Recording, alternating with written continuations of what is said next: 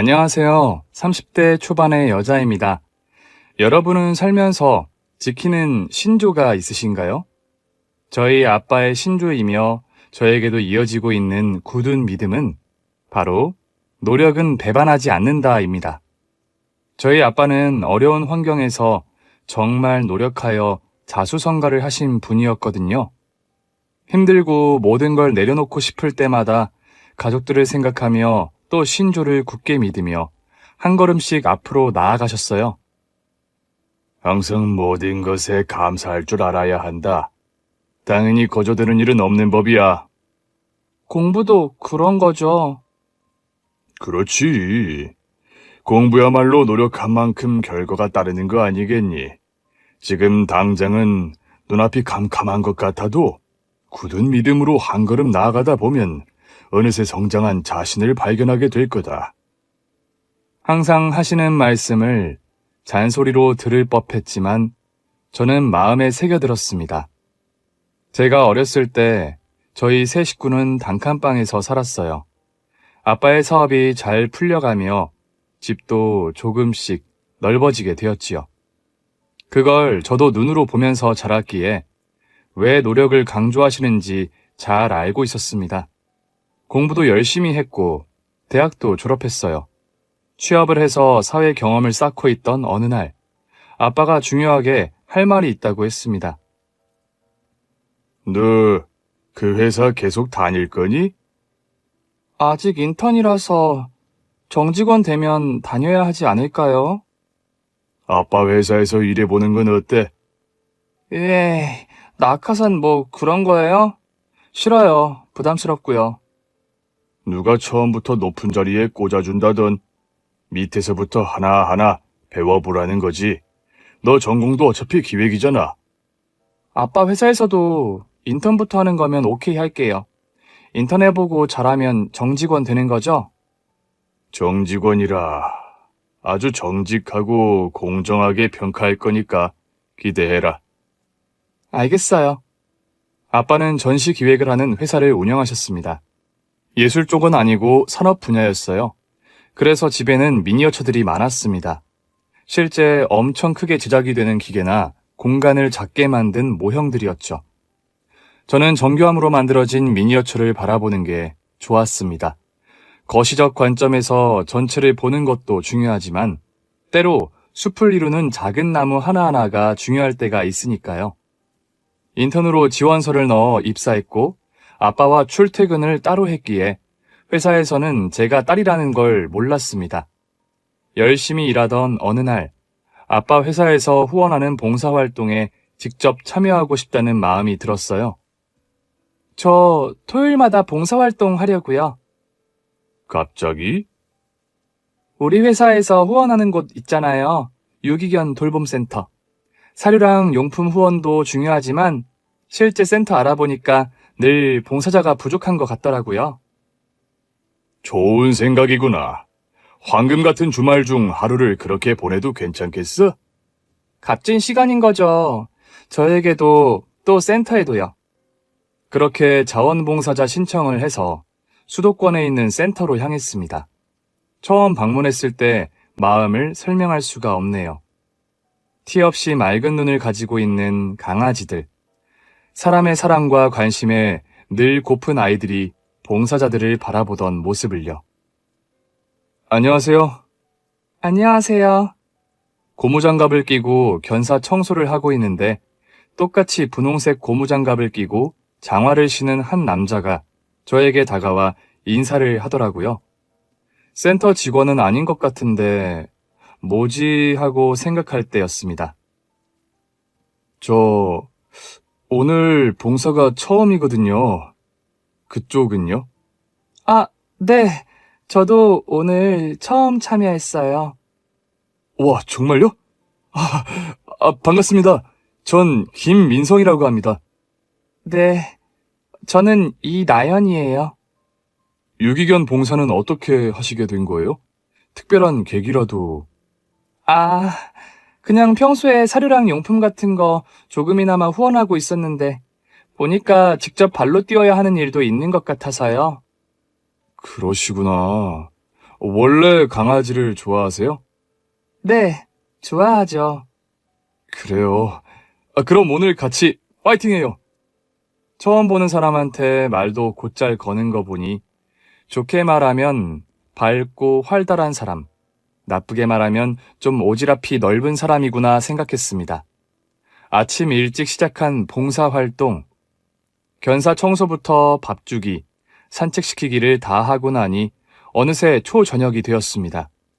저에게 말을 걸었던 그 남자가 점심 먹을 때도 옆에 앉아서 말을 걸어서인지 뭔가 시간이 금방 가는 것 같았어요. 고생하셨어요. 생각보다 정말 할 일이 많네요.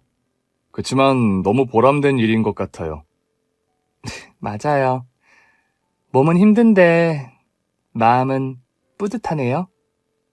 혹시 다음 주에도 오시나요? 네, 저는 매주 오려고요. 그렇군요. 알겠습니다. 조심히 들어가세요. 봉사활동을 처음 시작했을 때 가장 걱정했던 게 좋은 마음으로 시작했는데 나중에 이게 의무가 되어버릴까 그게 걱정이었거든요.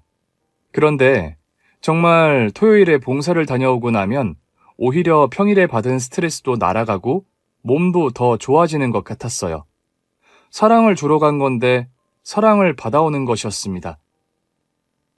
그게 본질인 것 같아요.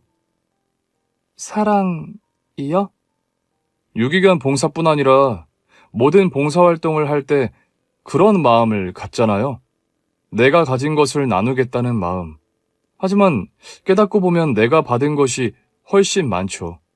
그게 정말 이 일의 본질이면서 놀라운 점인 것 같아요. 저랑 생각이 같으시네요. 그런가요? 유기견이라는 단어 자체가 참 슬퍼요. 여기 있는 애들도 한때는 누군가의 가족, 반려견이었잖아요. 가족이라면서 그렇게 쉽게 버릴 수가 있나요? 그럼에도 불구하고 강아지들은 사람을 따르고 사람을 좋아하죠. 그런 조건 없는 사랑이라는 게 사람과 사람 사이에서도 가능할까? 이런 생각도 들고요. 나연 씨는 어때요? 뭐가요? 조건이 중요한가요? 친구 관계, 연인 관계, 모든 관계에서요. 아니요. 저는 그냥 그 사람이 어떤 사람이냐가 중요해요. 참 선하신 분이네요, 나연 씨는. 유기견 센터 봉사 활동을 거의 반년 정도 했을 때 매주 봉사를 같이 한 이 남자와 가까워지게 되었습니다. 대화도 많이 했고 그런 중요한 가치관 같은 게 비슷하다고 생각이 들었거든요. 시간이 지나 우리는 그렇게 자연스레 연인이 되었습니다.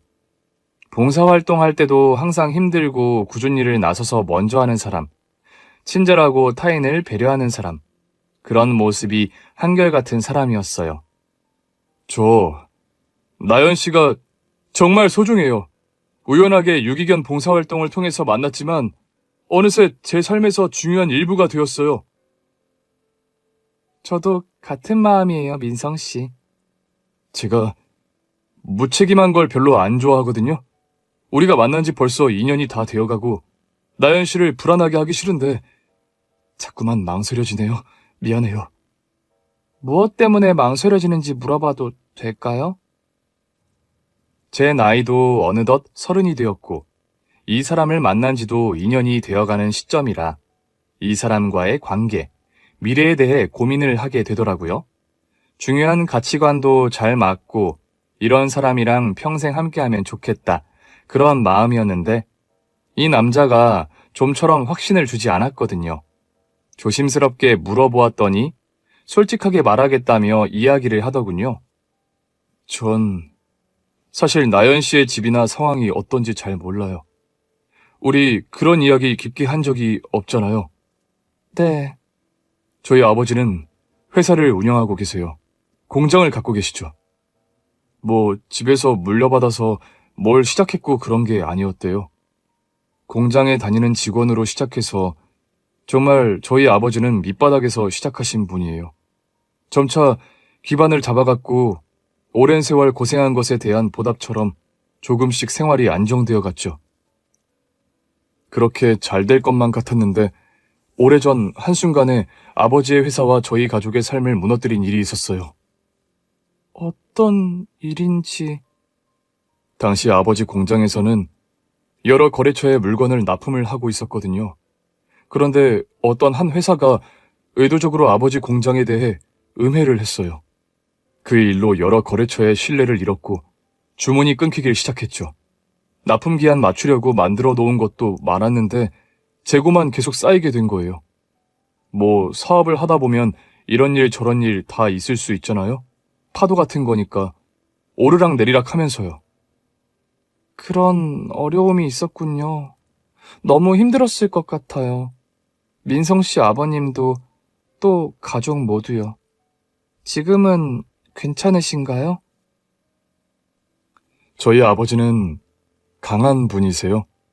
어머니는 다 정리하고 그만하자고 했지만 아버지는 그 어려움 가운데서도 공장만은 지키셨죠. 또 다른 생산품으로 거래 활로를 찾고 버티셨어요. 그런데 진짜 상처가 되는 건 따로 있더군요. 아까 말했듯이 사업은 잘 될 때가 있고 어려울 때가 있는 거잖아요. 큰 흐름 안에서 시기도 중요하고요. 세월이 아무리 지나도 그때 아버지를 넘어지게 한 묵직한 한방, 그 상처는 쉽게 아물지 않더라고요. 정말 정직하고 성실하게 공장 돌리시며 많은 직원들 생계도 책임지셨던 건데 말도 안 되는 근거 없는 소문을 내다니요. 정말 저희 아버지에게는 타격이 컸고 잊을 수 없는 상처가 되었죠. 그 거래처는 왜 그런 짓을 한 걸까요? 그러니까요. 이유를 모르겠다니까요.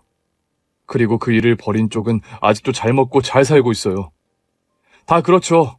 때린 사람은 기억 못해도 당한 사람은 절대 잊지 못하거든요. 잊을 수가 없는 일이죠.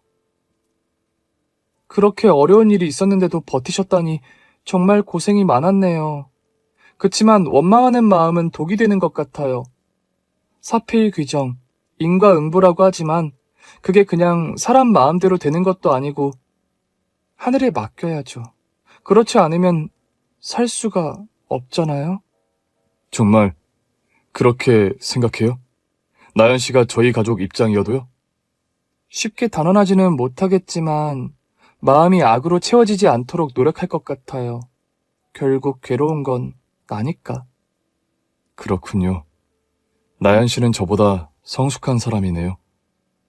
가족 이야기를 한 것은 처음이었는데 정말 이 사람과 그 가족이 받은 상처가 큰 것 같았어요. 혹여나 제가 하는 말이 자기 일 아니라고 쉽게 말한다 같은 느낌을 줄까봐 조심스러웠어요. 그치만 그 마음은 진심이었습니다. 악을 마음에 품어봤자 가장 괴로운 건 그 자신이니까요. 그 사람은 제 말에 귀를 기울였고 상처 회복을 위해 아버지께도 지난 날은 흘려보내고 현재 살아있음에 감사하며 앞날을 바라보자고 말을 했다고 하더라고요. 봉사활동한 지 얼마 안 됐을 때 우리 했던 이야기 생각나요? 많은 이야기를 했었잖아요. 조건을 보며 사람을 사귀지 않는다고 했었죠. 맞아요. 그게 나연 씨의 진심이라는 거 알아요. 그런 사람이에요, 나연 씨는. 우리 집 이야기를 했을 때 사실 두렵기도 했어요. 나연 씨가 떠날 수도 있겠다. 뭐 그런 생각을 했거든요. 근데 나연 씨, 저 앞으로도 나연 씨와 함께하고 싶어요. 나연 씨 곁에 있으면 내가 더 나은 사람이 되고 싶어져요. 많이 부족하지만 이런 나라도 받아줄래요? 그 남자는 무릎을 꿇고 저에게 진심을 다해 프로포즈를 했습니다. 준비한 반지를 보여주면서요. 더 나은 사람이 되고 싶어진다는 말, 그리고 그 말을 지키기 위해 노력하는 사람이었기에 저는 프로포즈를 받아들였습니다. 결혼을 한다고 해서 저는 부모님께 손 버릴 생각이 없었어요. 그냥 서로 있는 만큼 작게 시작하면 된다고 생각했죠. 이 사람도 같은 마음이라고 했습니다. 부모님께 만나는 사람이 있다고 말씀을 드렸고 인사를 드리겠다고 말했죠. 안녕하십니까. 김민성입니다. 반가워요. 나연이 아버지 되는 사람이에요. 나연이한테 이야기 많이 들었어요. 나연이 엄마예요. 반가워요. 남자친구를 부모님께 소개하는 것은 처음이었어요. 저보다 저희 엄마가 들떠서 남자친구가 어떤 음식을 좋아하냐며 수없이 물어보고 그렇게 음식을 준비했죠. 아빠는 인사를 나눈 뒤 남자친구와 악수를 나눴는데 손이 단단하다며 기분 좋게 웃으셨어요. 그 사람은 홍삼을 선물로 드렸고 엄마가 정성껏 준비한 음식을 맛있게 먹었습니다. 차까지 마시고 제가 생각한 딱 그 느낌 그대로 원만하게 흘러간 것 같았어요. 아빠, 엄마, 어때요 그 사람? 악수를 해보면 알거든. 남자 손이 너무 부드러운 게 난 별로야. 이런 일 저런 일도 해보고 풍파도 겪어보고 그래야지. 손이 아주 단단한 게 믿음직스럽더구나. 맞아요, 아빠. 그냥 막 편하게만 산 사람 아니에요. 그 사람 아버지도 사업을 하신대요. 아, 사업을 하는 분이시구나. 자세한 건 모르지만 어려움도 겪었다고 하더라고요. 꿋꿋이 이겨낸 것 같고요. 사업을 하다 보면 이런저런 일이 다 생기지. 그 과정에서 상처를 입은 것 같기도 해요. 마음에 독을 품으면 자기가 더 괴로운 법이잖아요. 지난 일은 지난 일이고 현재가 중요하다 이렇게 말했는데 잘 받아들인 것 같아요. 엄마는 그게 좀 걸리네. 어떤 거? 상처 없는 사람은 없지. 근데 그걸 어떻게 받아들이냐가 중요한 거잖아. 시간이 지났는데도 계속 안 좋은 감정을 품고 있으면 네 말대로 독이 되는 거야. 결혼은 좀 신중했으면 좋겠어. 저도 다음 주에 인사드리러 가요. 부모님 일단 뵙고 말씀드릴게요.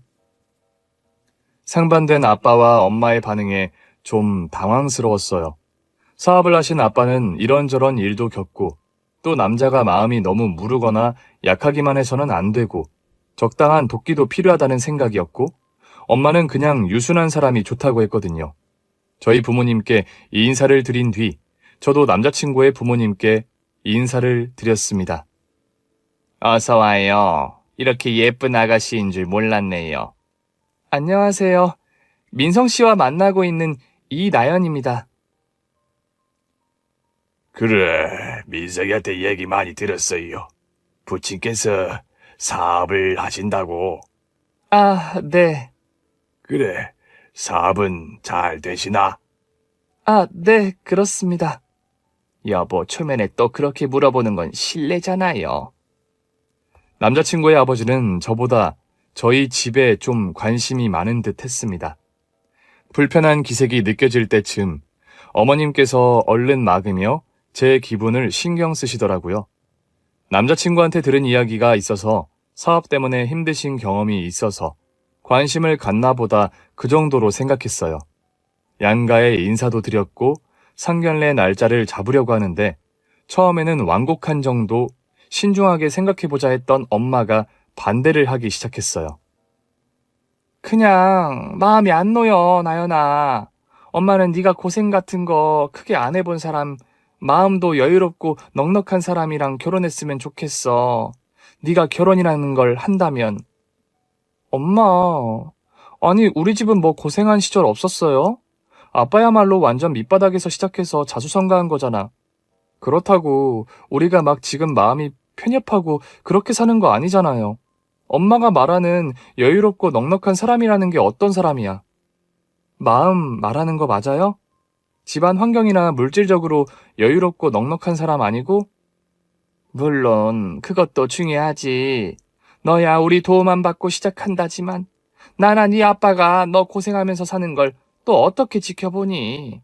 비슷한 수준에서 만난다고 하면 당연히 고생도 덜하는 거고 30년을 따로 살다가 결혼이라는 걸 해서 같이 사는 거야.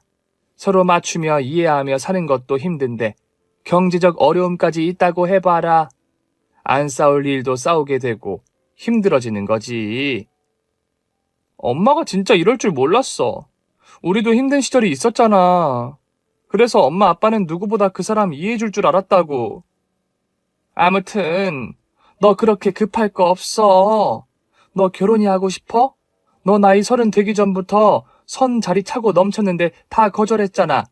너 아직 젊고 다른 사람 만나보고 좀 눈을 넓히는 것도 필요해. 정말 생각지 못한 완강한 반대에 부딪혔어요. 아빠는 중립을 지키는 입장이었고 엄마는 반대를 넘어 선을 보라고 하더군요. 근데 그거 아시죠? 반대가 거세질수록 사랑은 뜨겁게 타오른다는 것을요. 마치 로미오와 줄리엣이 된 것 마냥 더 애가 타고 애절해지고 저희도 그랬습니다. 내가 부족한 것 같아. 믿음과 신뢰를 드렸어야 하는 건데. 내가 미안해. 나도 혼란스러워. 엄마의 저런 모습이 낯설어서. 시간이 필요하신 걸 수도 있지. 내가 노력할게. 남자친구는 저를 안심시키는 한편 저희 부모님을 다시 찾아뵙고 솔직한 모습을 보였습니다. 가족에게 닥친 고난, 한때 원망했던 시절이 있었지만 많이 극복했다. 저의 격려 덕분에 다른 세상을 꿈꾸게 되었다고, 제 곁에 있으면 더 나은 사람이 되고 싶어진다고요. 프로포즈 때도 한 말이었죠. 진심을 꾹꾹 눌러 담은 말에 아빠는 감동한 것 같았어요. 엄마 역시도 마음이 누그러진 것 같았죠. 그렇게 어렵게 상견례 날을 잡게 되었습니다. 상견례 날이 다가오니 긴장이 되더라고요.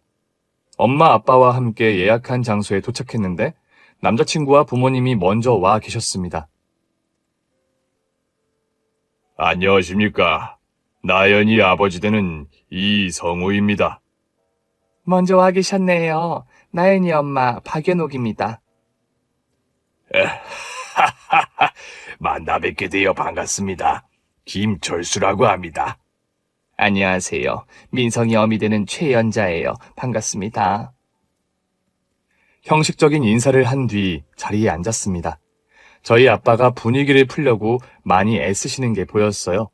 상대 집안의 사정을 어느 정도 알고 있었지만 그런 것 하나 내색하지 않고 아들을 훌륭하게 키웠다, 성품이 좋다, 믿음직스럽다, 이런 칭찬을 많이 하셨어요. 엄마는 식사 내내 말을 많이 하지 않았는데 그게 뭔가 조금 불안하긴 했죠. 너무 상대방을 관찰한다는 느낌을 주는 것 같아서요. 들으셨는지 모르겠지만 저희가 그렇게 막 여유로운 형편은 아니라 저도 사업하는 사람인데 참 힘든 일을 많이 겪었거든요. 뭐 다 지나간 일이지만 종종 생각을 하곤 합니다. 그때 그런 일이 일어나지 않았더라면 어땠을까? 민성이나 제 집사람이 고생을 덜 했을 텐데 하는 생각이죠. 그럼요. 사업하는 게 쉽지 않지요. 저도 이런저런 일 다 겪어봤는데. 감히 말씀드리지만 제가 겪은 것보다는 아니실 겁니다. 지금 형편만 봐도 그렇고요. 민성이한테 전해 들었는데 이 신조로 여기시는 말이 노력은 배반하지 않는다라고요. 참 귀감이 되는 좋은 말씀입니다. 맞아요. 노력은 배반을 하지 않죠. 그런데 사람은 배반을 하더라고요. 노력과 상관없이요. 네. 제가 사돈어른 고생하신 걸 어찌 알겠냐마는 이제 애들이 가정을 이루고 하면 집안과 집안의 만남인데 제가 도울 수 있는 부분이 있다면 그렇게 된다면 좋겠군요. 아이고, 사돈어른. 말씀만으로도 참 감사합니다. 우리도 다 밑바닥부터 시작한 거 아닙니까? 요즘 젊은이들 결혼한다고 하면 부모가 집도 해줘, 뭐 하나부터 열까지 다 해준다고. 그게 부모의 도리라고 하는데 전 그렇게 생각하지 않습니다. 세상에 거저 주어지는 게 없고 사돈어른 말씀대로 배도 고프고 해야 노력을 하지 않겠습니까? 네, 저도 제 딸아이에게 항상 강조했던 것입니다. 이제껏 키워놨으니 애들도 노력하며 제 몫을 하겠지요. 상견례를 마치고 집에 돌아가는 길, 엄마는 한마디도 하지 않았습니다. 그 침묵이 불안했어요. 아빠는 사돈어른이 고생을 많이 하셨나 보다 다시 재기하실 수 있다며 도움이 되고 싶다고 하셨지요. 상견례 후 일주일이 지났습니다. 저는 결혼식 준비를 시작해야겠다며 들뜬 마음으로 아빠와 이야기를 나누고 있었습니다. 늦은 밤 집으로 전화 한 통이 걸려왔어요. 네? 뭐라고요? 아, 세상에나. 아니, 일단 진정하시고 저희 집으로 오세요. 가족들 다 있는 곳에서 들어야 할 것 같아요. 주소는요? 엄마 누구야? 무슨 일인데 이 시각에 집으로 오라는 거야? 누군데? 기다려요, 여보. 너도 기다려라. 다 같이 들어야 해. 1시간이 지나 웬 남자가 초인종을 눌렀습니다. 엄마가 달려나가 문을 열어주었지요. 어서 오세요. 사모님, 저 정말 간신히 도망쳤습니다. 누구신지? 정말 무서운 사람들이에요. 저 이거 못합니다. 너무 무섭습니다. 물 한 잔 드릴게요. 진정하시고 알게 된 사실 그대로, 본 그대로 말씀해 주세요. 일단 여보, 나연아. 미리 말 못해서 미안해. 이분은 내 부탁을 받고 뭘 좀 자세히 전문적으로 알아보는 분이셔. 신소 같은 거야? 대체 뭘 알아보는데? 설마, 엄마 설마? 그래, 나연아, 미안해. 예비 사돈댁이지. 상견례 후에도 아무래도 마음이 편치 않았어. 여보도 이해해줘야 해. 찜찜한 구석이 있었다고, 분명히. 민성이 만났을 때도 느꼈는데 그 가족을 보니 분명해졌어. 특히 민성이 아버지 말이다. 당신이랑 우리 가족을 보는 눈이 심상치 않았다고. 어떻게 그럴 수가 있어? 자, 사모님. 가족분들 진정하시고 제 말을 들어보세요. 일단 저는 그 집에 발을 더 안 들여놓겠습니다. 오늘 전해드린 걸로 제 일은 끝이에요. 분명히 해주시고요. 그리고 사장님, 따님분, 어머님이 현명하신 겁니다. 흥신소 직원 입을 통해 전해들은 이야기는 정말 믿기지가 않는 이야기였습니다. 모든 게 계획적이었습니다. 사모님, 일단 저는 사모님의 당부대로 예비사위 김민성을 관찰 추적했습니다. 우선 규칙적인 사람입니다. 이 평일에 회사 출퇴근을 하더군요. 그런데 요일이 나눠져 있어요. 월수금은 회사 다녀오고 운동하고 또 금요일 어제였죠. 예비 신부랑 데이트도 하고요. 맞아요. 얘랑이 김민성 씨가 토요일에 시간이 안 된다고 하셨겠죠? 네. 그렇겠죠. 중요한 회의가 있는 날이니까요. 회의요? 화목에는 회사 끝나고 부모님 댁에 가더군요. 그건 별 이상하지 않다고 생각했어요. 부모님 댁은 수도권에 위치해 있고 김민성 씨 아버지가 운영하는 공장 근처입니다. 주중에 부모님 댁에 이틀이나 가는 게 좀 이상했지만 결혼 준비로 의논할 게 있나 보다 생각했어요. 문제는 토요일, 바로 조금 전에 일어난 일입니다. 세상에 무슨 마피아, 사마패, 조폭 집단이 따로 없더군요. 아니, 조폭이라니 그게 무슨 말씀이신가요? 회의 장소는 김민성 씨 아버지의 공장 근처였습니다. 비닐하우스 같은 농막이 있었어요. 김민성 씨 뒤를 밟았는데 저녁부터 트럭, 승합차 차들이 농막으로 모여들더라고요. 회사 직원 아닐까요? 토요일 저녁에요? 사장님은 이상하지 않으십니까? 그런데 반은 맞고 반은 틀린 말이네요.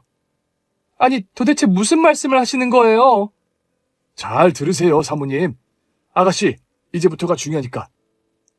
흥신소 남자의 말에 따르면 비닐하우스에 모인 사람들은 하나같이 건장한 남자들이었다고 합니다. 무슨 일로 모였을까 너무 궁금했겠죠? 기다리니까 민성 씨와 그 부모님이 농막에 나타났다고 했어요. 그랬더니 아주 무슨 진짜 조폭 우두머리를 모시는 것처럼 어깨를 쭉 올리며 인사를 하더군요. 모든 인원이 하우스 안으로 들어간 뒤 저는 용기를 내 가까이 갔습니다. 거기서 뭘 계획하고 있는지 아십니까? 사장님, 유선 메탈 들어본 적 있으신가요? 유선 메탈? 들어본 것 같기도 하고. 알루미늄 경량화 부품을 생산하는 곳입니다. 기억이 납니다. 기억이 나네요. 10년 전인가 우리 회사에 납품을 하던 업체인 것 같네요. 왜 거래를 끊으셨어요? 글쎄, 오래전 일이라 정확하지는 않지만 납품받았던 물품 중에 10% 이상이 불량이었던 것으로 기억합니다. 그런 적이 없었는데 그때 심각해서 아마 거래처를 바꾼 것으로 기억합니다. 그냥 거래처만 바꾸셨다고요? 그쪽에 뭐라고 하셨습니까? 일반적인 상황이었어요. 불량 부품 비율이 높다. 새로운 제품의 필수 부품인데 이런 부품으론 곤란하다. 사장을 직접 만나셨나요? 아니요. 우리 직원이 그쪽 담당자에게 전한 것 같습니다.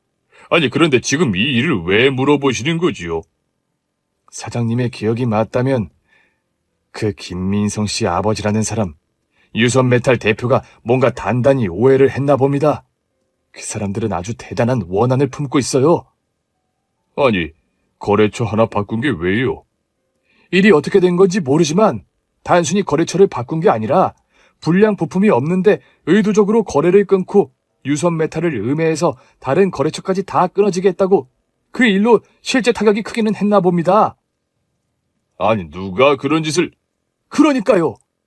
중요한 건 그쪽 집에서는 그 음해와 사업을 망하게 한 게 사장님이라고 생각을 한다는 거예요. 말도 안 돼. 충격이 컸었나 봅니다. 그 일로 그 유선 메탈 대표는 안 좋은 선택까지 했었나 봐요. 간신히 살아나긴 했지만요. 하여튼 왜 그걸 사장님 탓으로 하는 건지 모르겠지만 조심하셔야 해요. 아주 단단히 마음을 먹었더라고요. 우리한테 뭘 어떻게 한다는 겁니까? 이미 시작됐죠. 흥신소 직원이 말한 건장한 사람들의 정체는 바로 저희 아빠가 운영하는 다른 소재 공장의 직원들이라는 것이었어요. 무슨 스파이처럼 잠입을 한다는 생각으로 공장에 여러 명을 투입했다고 하더군요. 큰 계획을 꾸미고 있는데 그 잠입한 직원들이 사고를 크게 내서 회사의 책임을 묻게 하자는 계략이래요.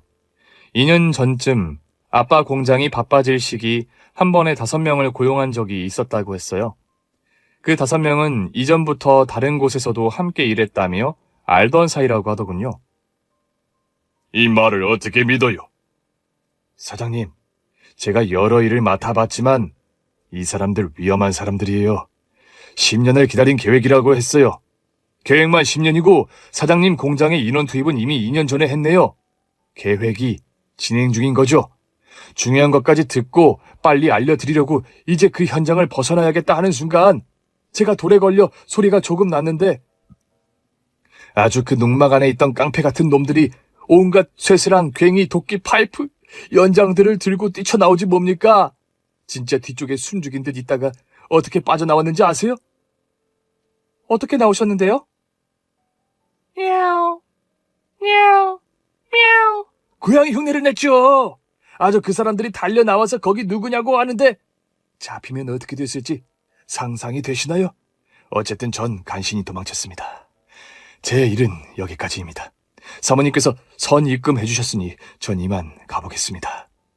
고생하셨어요. 아가씨, 어머니의 예감, 해안 덕분에 산 줄 아시고 현명하게 판단하셔야 해요. 그럼 탐정은 이만. 아빠의 공장에 잠입한 무리들? 흥신소 직원에게 이야기를 듣자마자 저희 가족은 집에서 뛰쳐나와 아빠의 공장으로 향했습니다. 그 사람들을 찾는 것은 어렵지 않았어요. 직원 명부를 뒤져 2년 전에 한 번에 공장에 들어온 5명을 확인했죠. 그동안 따박따박 월급 받아가며 속으로는 공장을 샅샅이 파악하고 어떻게 하면 사고를 낼지 계획을 하고 있던 사람들이었어요. 그날 거의 밤을 새다시피 해서 온 가족이 공장의 기계 점검, 부품 등 모든 걸 확인했습니다. 어떻게 이런 일을 꾸밀 수가? 아이, 사람이 어떻게... 나연아, 너 괜찮니? 엄마, 아빠? 그때서야 감정이 휘몰아치며 눈물이 쏟아지더라고요. 처음부터 모든 게 계획적이었던 거예요. 그 사람을 처음 만난 건 아빠 회사가 후원하는 유기견 돌봄센터. 제가 봉사를 갈 거라는 걸 어떻게 알았을까요? 저랑 같이 그 날이 처음이라고 했었어요. 친절하게 말을 걸고 챙겨주고 모든 것이 의도적이었다는 거네요. 결혼을 한 뒤엔 어떻게 하려고 했을까요? 재산이라도 빼돌리려고 온갖 상처를 주고 이혼을 생각했을까요? 저희 아빠 그리고 저희 가족을 타겟으로 한 철저한 복수 계획이었습니다. 이쯤 되면 우리가 억울한 것 아닌가요? 당신이 사람을 안 썼다면 이 정말 앞으로 일이 어떻게 됐을지... 어떻게 우리가 그런 짓을 했다고 생각해서 10년이나 이런 일을 꾸미고 계획할 수가 있냐고요. 그 공장 직원들 어떻게 하실 거예요? 하루아침에 아무런 사유도 없이 해고할 수는 없지. 그리고 그렇게 하면 금방 모든 게 들통났다는 걸 그쪽이 알 거야. 궁지에 몰려서 무슨 짓을 할지 모르잖아. 만나야 해요. 다 같이. 상견례도 끝난 마당에 또 보자고 하는 게 이상하지 않을까? 제가 만들어 볼게요. 저는 다음날 남자친구에게 전화를 걸었습니다. 난데 바빠? 아니야, 무슨 일 있어? 상견례 끝난 지 얼마 안 된 거 아는데 엄마가 상견례는 밖에서 밥을 먹은 거고 아무래도 예비 사돈댁에 직접 음식을 대접하고 싶다고 초대하고 싶다고 하셔. 아, 정말? 아, 그래도 그건 좀 부담스러운데? 아니야, 부담 갖지 마. 원래도 엄마는 음식해서 집에 사람들 초대하는 거 좋아하시거든. 그리고 그때 아버님 사업 이야기도 좀 하셨었잖아. 그날 아빠가 돌아오는 길에도 아빠 하는 사업이랑 협업할 수 있는지 생각해보겠다고 하셨거든. 진심이셔. 그래서 이야기도 좀 자세히 듣고 싶어 하시는데 아버님, 어머님께 한번 물어볼래? 남자친구는 곧 연락이 왔고 금요일 저녁에 부모님과 함께 저희 집으로 방문하겠다고 했어요. 엄마는 사람까지 써서 정말 정성껏 음식을 준비했습니다. 방문 시간이 다가오자 심장이 조금씩 뛰기 시작하더군요. 아이고, 이것도 금방 다시 뵙습니다. 이렇게 초대를 다 해주셨어. 이런 융숭한 대접을 받아도 될지요? 저희가 먼저 초대를 했어야 하는데. 아닙니다. 들어오시지요. 와, 집이 참 좋네요. 민성이한테도 들었는데 사돈어른의 취향이 잘 담겨있는 집이에요. 어서 오세요. 식탁에 가득 차려진 음식. 아빠는 축배를 들자고 하셨어요. 제가 한마디 해도 되겠습니까? 그러시지요. 진실은 배반하지 않는다. 아이, 무슨 건배사가 그렇습니까? 사돈어른 신조는 노력은 배반하지 않는다 아니었던가요? 아니, 이제 애들이 새 가정을 이루는데 뭐 새로운 시작을 축복하는 것도 아니고 좀 뜬금이 없이 느껴지는군요. 좋은 말이지만 말이에요. 식사 전에 다 같이 들으시죠. 저희 가족, 저와 제 안사람, 그리고 우리 나연이까지 우리는 모든 걸 알고 있습니다. 뭐라고요? 사부인, 아니, 유선메탈 대표 사모님, 대표님, 다 알고 있습니다. 그걸 어떻게 알게 됐는지 궁금하시겠지만 중요한 건 그게 아니지요. 유선메탈 대표님 오랜만입니다. 10년도 넘었지요. 기억을 되살려 보니 아마 첫 거래 전 한 번은 직접 뵈었던 것 같기도 합니다. 사업하다 워낙 여러 사람을 보다 보니 상견례 때 뵈었을 때 어디서 본 것 같다, 친근하다 이런 느낌이 들었는데 역시나 오래전 사업으로 뵌 게 맞더군요. 그런데 대표님 뭔가 크게 잘못 알고 계십니다. 일이 어디서부터 어떻게 잘못된 건지 저도 더 알아볼 수 있지만 유선 메탈을 음해하고 거래처 납품 계약을 다 끄는 것은 제가 아닙니다. 이 사람 노력은 배반하지 않는다. 그 말 하나로 여기까지 왔어요. 그리고 사업 자체가 경쟁이지만 그 과정에서 악의를 품고 누군가를 짓밟거나 음해 같은 것은 한 적이 없습니다. 하늘에, 아니 하나밖에 없는 내 소중한 딸을 걸고 맹세할 수 있습니다. 아니야!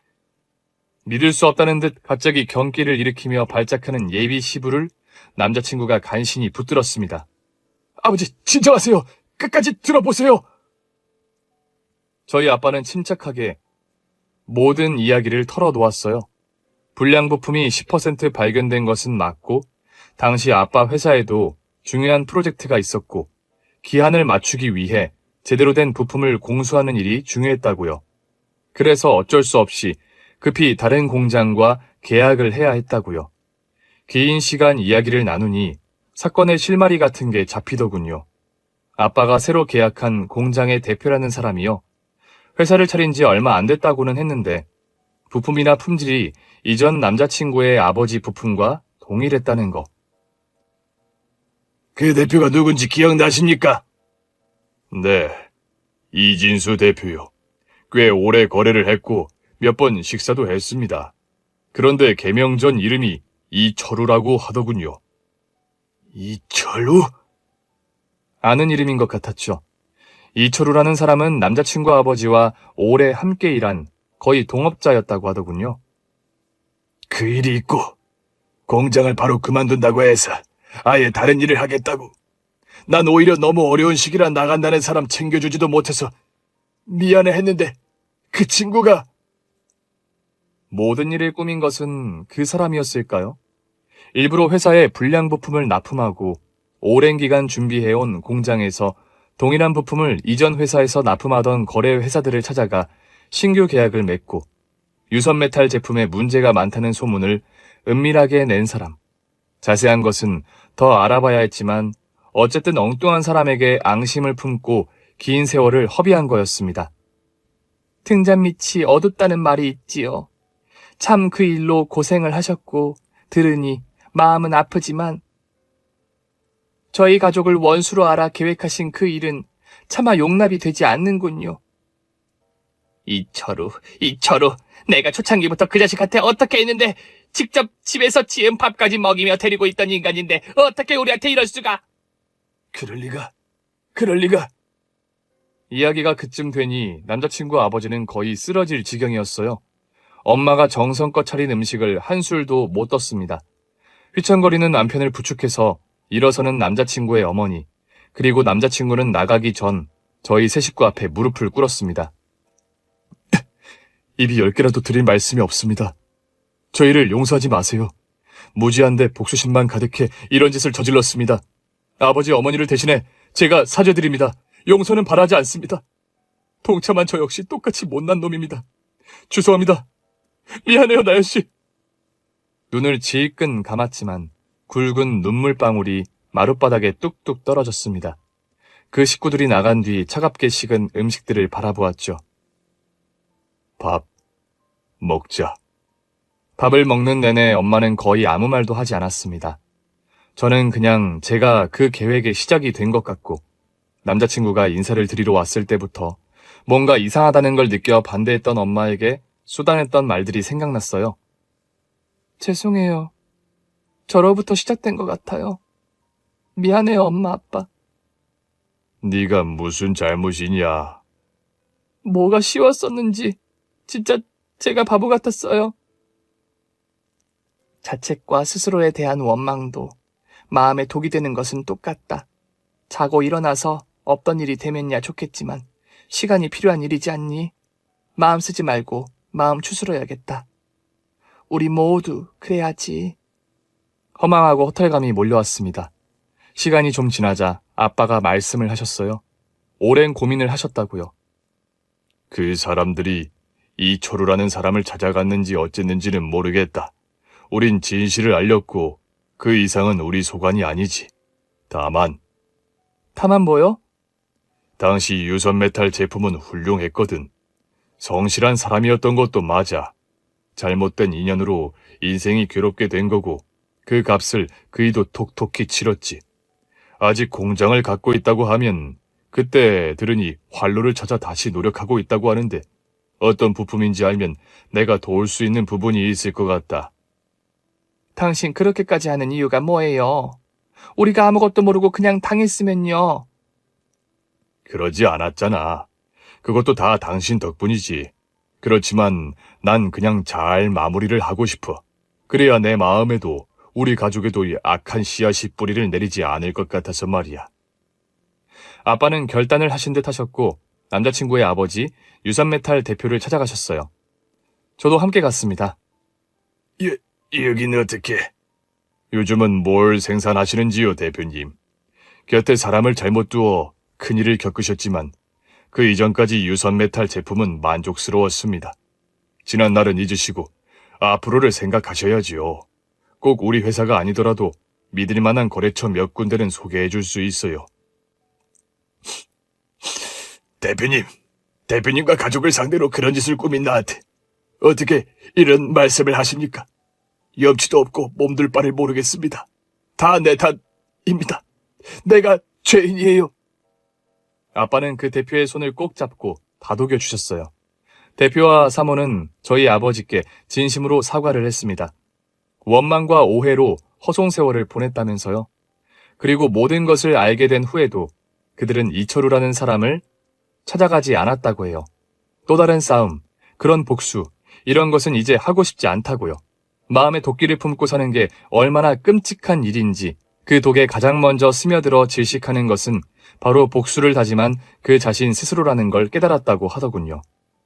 아빠는 유선 메탈 공장에서 제품들을 살펴보고 납품할 회사 몇 곳을 소개시켜 주었습니다. 내 결정을 어떻게 생각하니? 현명하세요. 아빠는 존중해요. 제가 부족하고 아빠의 그런 점을 많이 배워야 한다고 생각해요. 그 일이 일어난 지 얼마 되지 않아 유선메탈 측에서 저희 회사에 심어두었던 직원들은 자진해서 사표를 내고 나갔지요. 그리고 저는 파혼을 했고요. 당연한 일이었습니다. 하지만 아빠의 그런 맺은 덕분에 우리 가족은 서로를 보듬고 다독이며 단단해졌어요. 1년의 시간이 지났을 즈음 이메일이 한 통 왔습니다. 보낸 사람 이름을 보고 깜짝 놀랐지요. 나연 씨, 김민성입니다. 오랜만에 연락드려요. 메일 제목을 보고 읽을까 말까 고민을 하다가 메일을 읽었어요. 사실 그 일로 인해 파혼을 했지만 사람을 잊는 데는 시간이 필요했지요. 1년이 지나 점점 마음도 안정되고 있었는데 메일이 와서 당황스럽기도 했지만 뭔가 할 말이 있나 보다 했어요. 제 근황이 궁금하지 않으시겠지만 그리고 그날 무릎 꿇고 사죄를 드렸지만 못다한 말이 있어 이렇게 메일을 씁니다.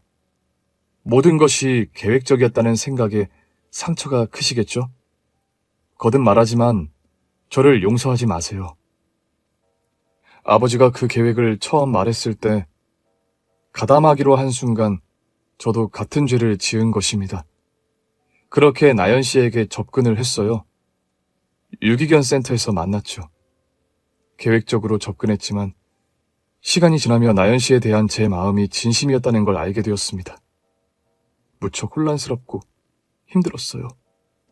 결혼을 한 뒤 철저하게 망하게 하고 이혼을 생각했지만 만약 그랬다면 정말 결혼이라는 걸 했다고 하면 그 순간이 왔을 때 저는 그러지 못했을 것 같아요. 아마 부모님 몰래 나연 씨에게 사실을 알리고 용서를 구했을 것입니다. 나연 씨에 대한 제 마음은 진심이었어요. 상처를 줘서 미안합니다. 저는 그 일이 있은 직후 출가를 했습니다. 번뇌에 얽매인 새 속에서의 인연을 버리고 불교 수행의 길을 걷기로 했습니다. 이렇게 연락드리는 일이 다시는 없을 것입니다. 저는 산골 암자로 갑니다. 부디 건강하시고 좋은 인연을 만나 행복하게 사시기를 바랍니다. 메일에 답장을 하지는 않았습니다. 어느 산골 암자에서 무건수행을 하며 목탁을 두드리고 있을 모습을 잠시 상상해 보았죠. 많은 깨달음을 얻었습니다. 이 일로 보다 지혜롭고 신중한 삶을 살아야겠다고 다짐합니다. 길을 잠시 엇나가고 비껴갔지만 다시 올바른 길로 향하게 해준 부모님께 감사하는 마음이에요. 청취자 여러분들에게 부끄러움을 무릅쓰고 제 이야기를 나눴습니다. 들어주셔서 감사합니다. 오늘 준비한 사연은 여기까지입니다. 재미있게 들으셨다면 구독과 좋아요, 알림 설정까지 눌러주세요. 그럼 저는 다음 사연으로 찾아뵐게요. 오늘도 건강하고 행복하세요.